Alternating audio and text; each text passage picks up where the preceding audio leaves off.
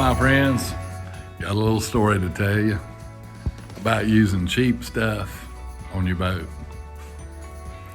I used some really cheap rope to tie my rudders on. It seemed like it'd be fine at the time. You know, the rudders, they don't do, you know, it's not a lot of movement, but anyways, took the boat down. My son and I took it to Southport, North Carolina from Washington. Took us 2.5 days to get down there. Great fun. Man, we had a blast. We had a blast going out through there. It was really great. Caught some waves, had the following seas and wind behind us. With just the jib up, we started surfing some of the waves, and we hit 9.5 knots surfing with just the jib, and it was fantastic. That night we anchored, had a great anchorage, and like 2 or 3 in the morning, we heard dolphins right outside the boat coming up for air, and man, it was so awesome. And saw them the next day as we were pulling out and still swimming around out there. It was so great. Anyways, I pulled into Southport, and we had a fishing trip that we were going to do. My brother and some friends, we were all getting together for a fishing trip in Carolina Beach, which is right across the Cape Fear River from Southport. So I didn't have a place to put the boat in Carolina Beach at the time, so I had to leave it in Southport a couple of days. And we went back over to Carolina Beach, got everything settled. We got us a place to stay and got set up for the fishing trip. And so after that, I went back over to Southport, and I was going to bring the boat back over and catch a mooring ball in Carolina Beach. So my son took me over there, and he drove back, and I took the boat back to Carolina Beach. Well, I was headed out. I got out on the Cape Fear River, which is huge. Lots of container ships, and all that stuff coming in and out of there. It's a big port. So I was going across there, and hey, I'm out here, got one sail up, still got the motor running.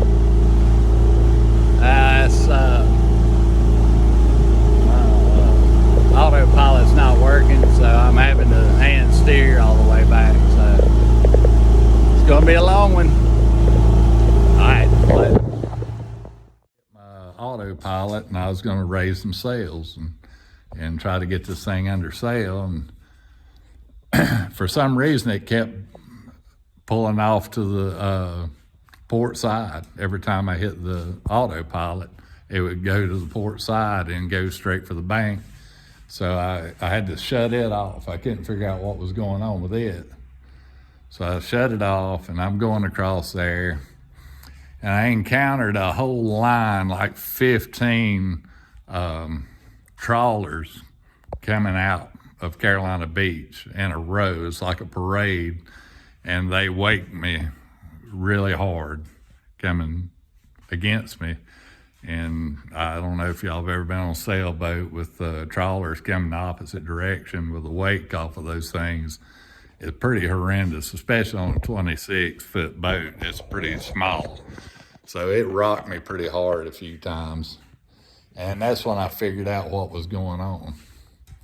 I hit those wakes, and my rudder on the starboard side had come loose. And the tiller bar and the tiller fell a couple of inches down. So I was holding the tiller bar and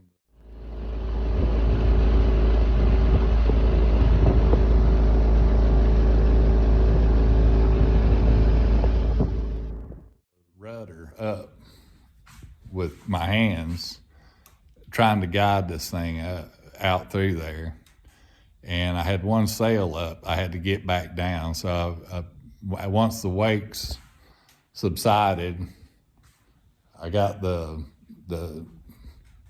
jib back down, got it down, and I made it to the other side of the river and where it was shallow.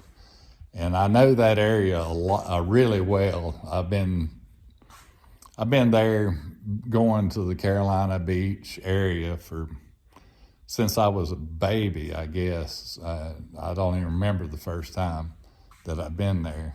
And so I know this area really good. I know the river really good. And I knew that the Carolina Beach State Park had some really shallow water coming up to the bank over there. I knew it was around 4 feet.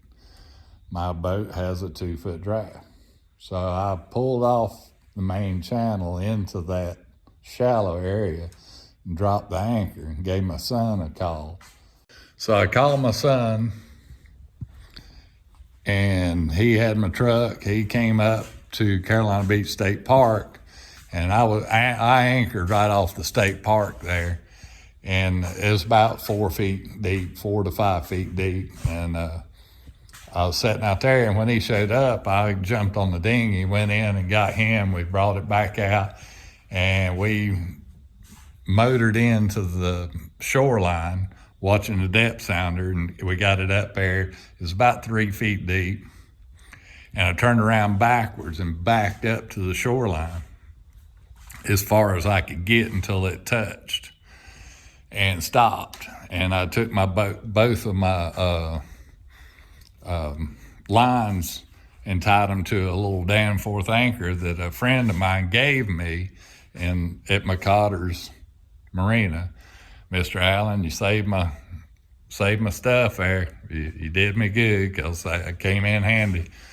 We tied that 2 lines to the back of it, and we stabbed it into the shoreline there and anchored it, and we retied, put brand new rope on both rudders and got it back going again. And what we did, we got it up till it touched the bottom, and then we got a block of wood, and we picked up the boat, slid the wood under there, and re-roped the rudders one at a time. And I got really good stuff this time. And got that all done, and I pulled on into Carolina Beach, and everything was fine, everything was great. But that was my first dealing with the rope thing. And sure enough, James Warren is right. You can beach that thing and fix just about anything on it with a piece of rope. So that's what we did, and it worked out great. So it wasn't no big deal.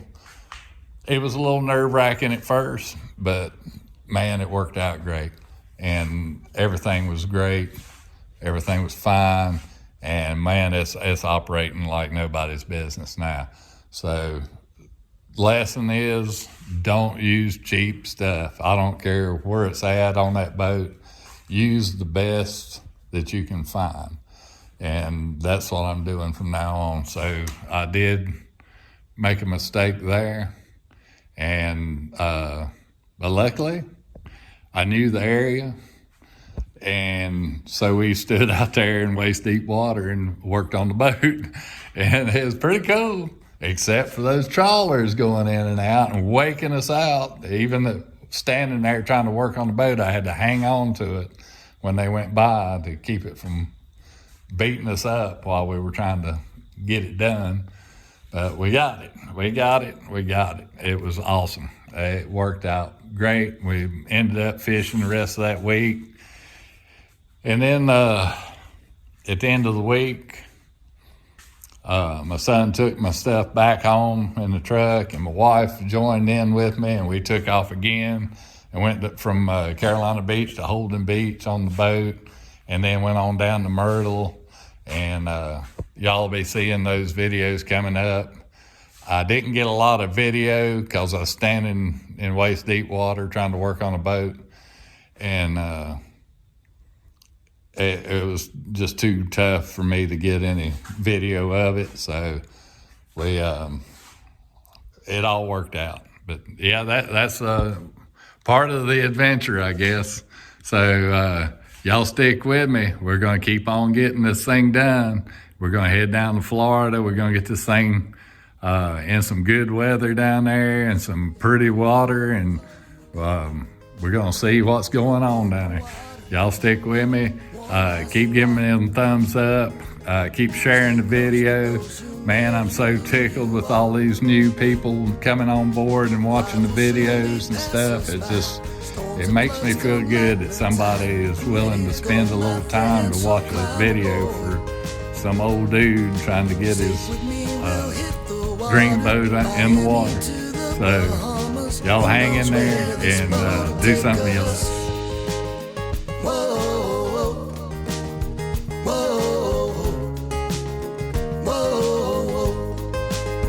Not too damn bad for an old man, sailing on this sea the best I can. What's up, my friends? We're here at the Fat Pelican down in Carolina Beach. Check this place out. This is probably the coolest place I've ever seen. Some of the best people you'll ever meet in town.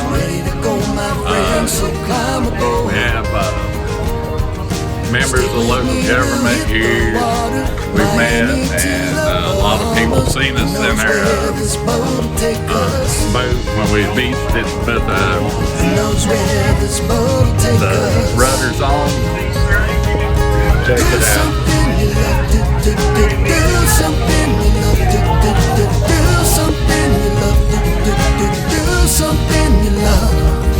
Life will surely pass us by.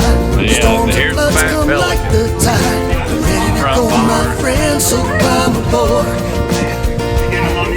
Stick with me, we'll hit the water. Miami to the Bahamas. Who knows where this boat will take us? Oh, it's backwards. Whoa, who knows where this boat will take us?